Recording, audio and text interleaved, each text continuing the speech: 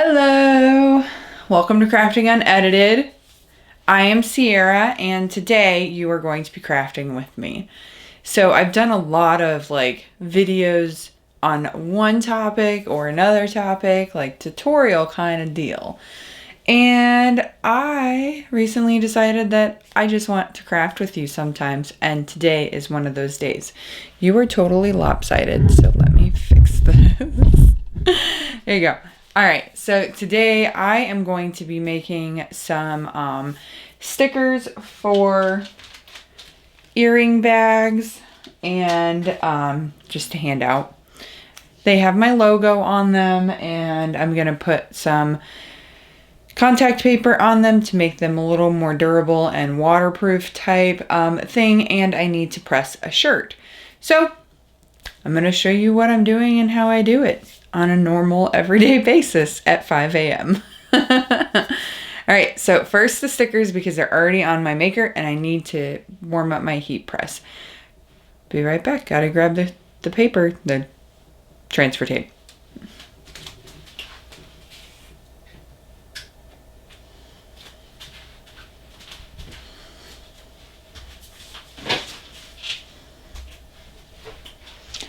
Normally I have all this stuff ready to go, but that was a bust on my part. So what I use for my sticker papers is I get these full sheets of labels from Amazon. I'll drop a link in the description for you so that you can use the exact same ones. They are just a full sheet label, and then to make them waterproof or more durable, durable, I use contact paper. It's just contact brand contact paper, and I don't even really measure it anymore. I just cut it. I just cut it to make it fit. So the way that I do this is so that when I send it through my Cricut, it is cut with the decal or with the sticker, so that I don't have to manually go through and align them and cut them and all that mess. I think I've got that about right. I am a huge fan of work smarter, not harder. And by the way, if you don't use one of these things yet, do it. Get one. I don't know why I waited so long. This is the easiest thing ever. And you don't even have to have the Cricut brand one. I mean, I do like it because it has this swinging arm that if you don't want to use all the space, you don't have to. But this just has the ruler on it, and it's super, super effective. Who'da thunk it? A paper cutter for your vinyl. Yes, it does cut vinyl. It is a bit harder, but it does cut vinyl. I'm going to set this off to the side here. And I've already got my stickers on my light grip mat. And I'm just going to take this that I did not cut enough of. That's alright though. So I'm going to put this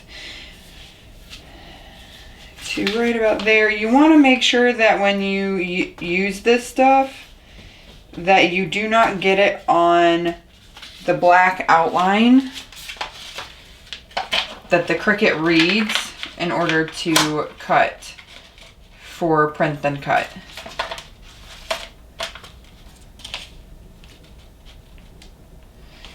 Because then it'll give you error issues. Error messages. It'll give you error messages.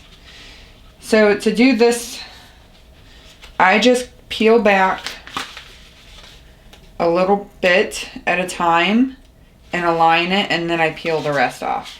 Do not peel the whole sheet first.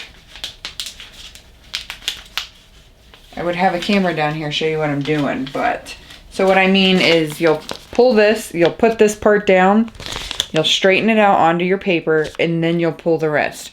The reason for that is if you don't do that and you get bubbles, you are stuck with those bubbles because it is sticker paper. And this is sticky, so it'll rip it. So you just peel back a little bit, line it up,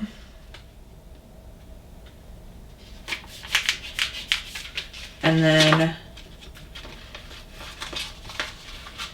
I like to take the scraping tool and kind of just guide it down so that I don't get any bubbles, creases, wrinkles, or anything of the sorts.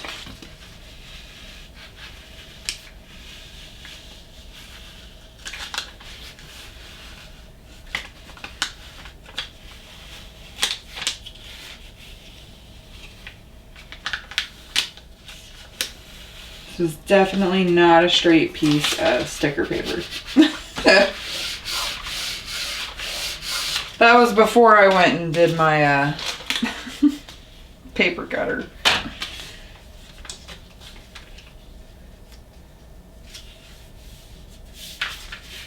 So these are going to be kind of sloppy, but that's totally okay. It is what it is. I don't have enough on there.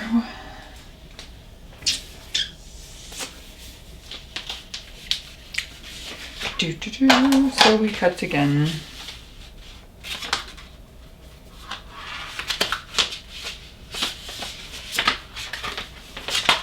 Hair everywhere. So because this is definitely longer than that, I do have to use my scissors. I only need like a little tiny bit.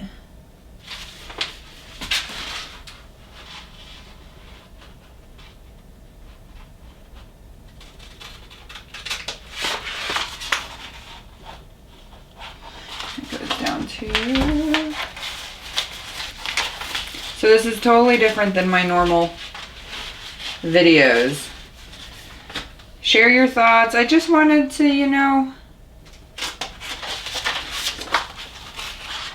hang out, I guess, is what I would call this. Show you what I do when I'm not recording or writing or creating for a specific purpose. Well, this does have a specific purpose, I guess. And then guide you along the way as well.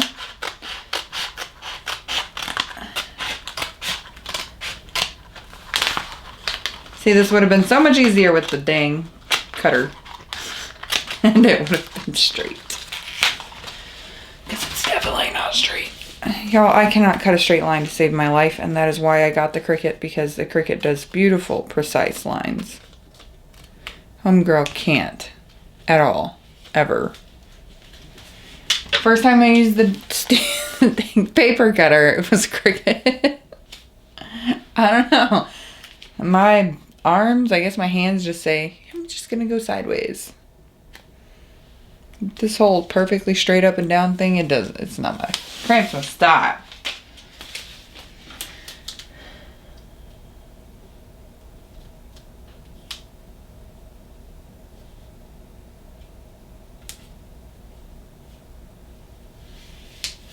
Then I'm going to take my brayer, go over it, making sure I got that on there nice and smooth. Okay, go. It's not straight, it's not even, it kind of does look kind of crappy, but that's okay. They're just stickers. There's some kind of weird grossness going on over here. I'll wipe that off before I put it in my maker. Okay, there we go. Don't know if you can see it, but like, it's not along this black line at all. You want to avoid that at all costs. So we've got that in there. I'm gonna go over to my maker, go over to printable sticker paper, and I'm actually going to go with more pressure. Maybe not, because it is a brand new blade. We'll go default, see what happens, and then if I need to, I'll press again. Load the Cricut. And let it do its thing. I think I might actually wait to make the shirt, because I have to make 2 shirts, and I bombed and ordered the wrong shirt. I ordered one with a friggin' pocket on it. Duh. Can't do anything with that. So I have to return them and get ones without a pocket. But this is the decal. Friends that watch Criminal Minds together stay together. So the way that I do my shirts is, especially if I have to wait for the physical product to arrive, I will go ahead and cut, weed, and have my decal completely ready. And even if it's like a layered one, because this isn't like different types of vinyl, it's just all everyday vinyl. So I have all my layers already together so that when I go to press, I just press and I'm done. I don't have to worry about anything else. I press it, I'm done, it's good to go. I think that's the normal process for everybody. Some people leave their layers and layer it. Like press one part and then press the other layer. I don't do that. If I can get it onto the one press, I will. Unless it's like glitter vinyl or something else, and then you got all these like intricate things, then obviously you have to layer it differently. But for me and the sole purpose of my sanity, I don't do that. And then the other thing is I want to be able to show you on my press how I do this, because not many people offer more than an extra large or a 2 extra large. I offer all the way up to 5 extra large or 5XL. So, and the pressing something this large can be tricky. It can be very difficult. So I want to show you guys how I do it so that you don't have to worry about not offering that big. It is a bit more work, but I charge for my work. I don't charge the same price. The bigger the size, the more the cost of materials is to create the product, and so I make up for it. My pricing guide is $20 for a regular t-shirt, anything from like to simple, not complex designs. It's $20. For custom orders above that, I do consult with the customer on a one-on-one basis. But they are $20 a shirt, and anything from small to extra large. From there, it goes up $2 per size. So if it's 2X, it's 22, 3X is 24, 4X is 25, and 5X is 27. It's about the cost of materials for a shirt. You know, you go up so many sizes, you're going to be up $2, $3. Basic t-shirts, they're like, you can get white ones for $1.83 on all day t-shirt or all day shirts. But if you go to like a color plus a bigger size, it does go up. So just keep that in mind and don't short yourself. You know, if you're going to charge $20 for a t-shirt, make sure that you're still going to pay yourself for your time. That's the most important thing. You know, you're not just, even if you're doing this for fun, you still want to make up your time, especially if you're giving it to somebody.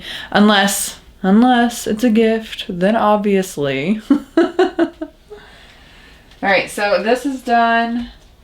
Gonna give it yeah, we're good.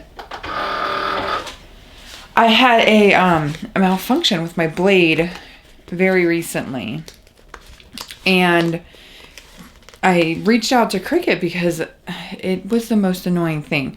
Like, it would cut parts of my project and then not cut the rest of it. Or it would start to not cut and then cut. Like, it would only cut half of my projects. It was super, super, super annoying. So I reached out to Cricut, and I had to send them some information, pictures, videos, and stuff like that. But once I got all of that sent to them, they were pretty helpful. They sent a new blade and housing, because that was the issue, I guess. And the new blade and housing is totally different than what I've had. It's like a rose gold color where the maker came with a silver color housing. I don't hate it. It matches my Cricut now. I have the champagne one and that's what color it looks like. So just peeling these off here. And then we're going to put them on. Then we're going to be done. Maybe I'll do a live, like, craft with me next time. That could be fun, right? Could be fun. So they came out pretty good. Some of them just didn't separate from the backing all the way, which isn't a big deal because it's pretty easy to clean up. Just take a pair of scissors. Gently go over them. Obviously, if you're putting them on something, you don't need to do this. But if you're just going to hand them out like little tiny business cards, here you go. See, it's got my new logo. You guys will notice my new logo is on everything and I love it. I created it, so of course I love it. It is still a peacock feather, but it is more professional, more simplistic as well. And then it has a little teeny tiny peacock right here that you can't see on these because it's so tiny, but it also has all of my information, contact, all of that good fun stuff.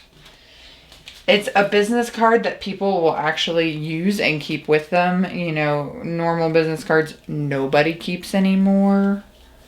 At least I don't. I mean, so old school. I just put it all in my phone. This way you can just give it to them, put it on the product that you're giving them, and they have no choice but to look at it, right? Right. The other way of going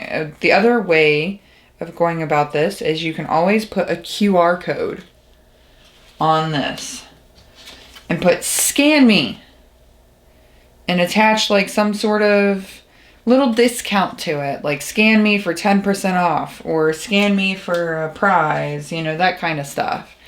And that is definitely engaging to the customer, makes them want to come back, makes them want to engage with you.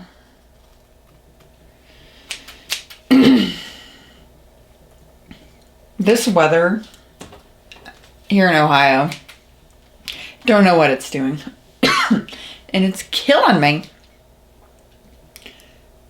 Itchy throat. No, it's not COVID. I have seasonal allergies, and I feel like during a pandemic, it's really not a good thing to have. It's never a good thing to have, but during a pandemic, people look at you a little more side-eyed. Like, hey girl, you coughing? She get away from me.